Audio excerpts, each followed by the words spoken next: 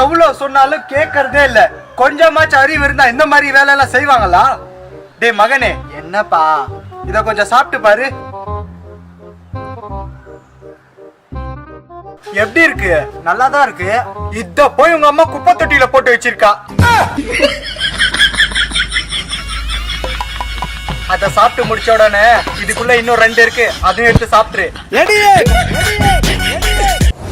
கடவுளே, இந்த உண்டியல்ல நான் 5 ரூபாய் போட போறேன். இந்த 5 ரூபாய் 50 ரூபாய் மாறணும், 50 ரூபாய் 1000 ரூபாய் மாறணும், 1000 ரூபாய் லட்சம் ரூபாய் மாறணும், லட்சம் ரூபாய் கோடி ரூபாய் மாறணும். நான் இந்த ஊர்லயே பெரிய பணக்காரனா வாழணும் கடவுளே.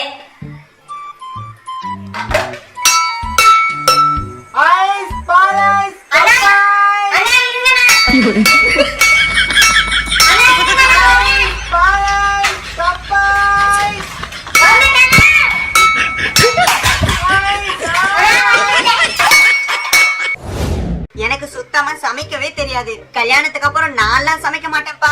என்னது, நீங்களே சமைச்சு ஊட்டி விடுறீங்களா? சுட்கி.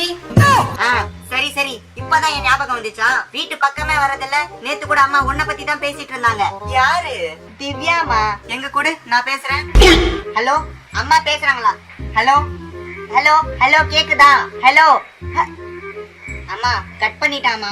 அவ அவங்க பாட்டி ஊர்ல இருக்கா, அதான் ஒழுங்கா சிக்னல் கிடைக்க மாட்டேங்குது. சுட்கி, உனக்கு திவ்யான்னு பேர்ல எத்தனை ஃப்ரெண்ட்ஸ் இருக்காங்க? திவ்யான்னு பேர்ல ஒரு ஃப்ரெண்டு தாமா இருக்கா. உங்களுக்கு கூட தெரியுமே, அடிக்கடி வீட்டுக்கு கூட வந்து போவாளே. என் போனுக்கு ஒரு கால் வந்திருக்கு. உன்கிட்ட பேசி ரொம்ப நாள் ஆகுதான். உன் போனுக்கு போட்டாலும் எப்ப பார்த்தாலும் பிசி பிசி பிசினே வருதான். உன்கிட்ட பேசணும்னு சொன்னா, இந்தா பேசு. யாரு? திவ்யா. இப்ப கூட லைன்ல தான் இருக்கா. நான் இப்ப பேசுறது திவ்யா இல்லம்மா.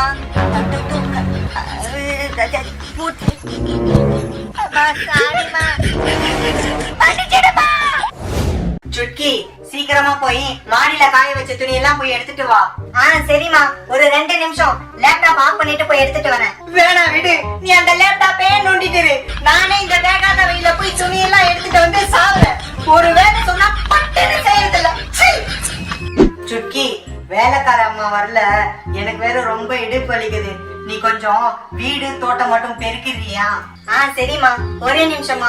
போன்ல சார்ஜர் போட்டுட்டு போய் பெருக்கிடுறேன். ஒரு வேலை செய்யறதுல இடுப்பு வலிச்சாலும் சரி, முட்டி உடைஞ்சாலும் சரி, எல்லா வேலையும்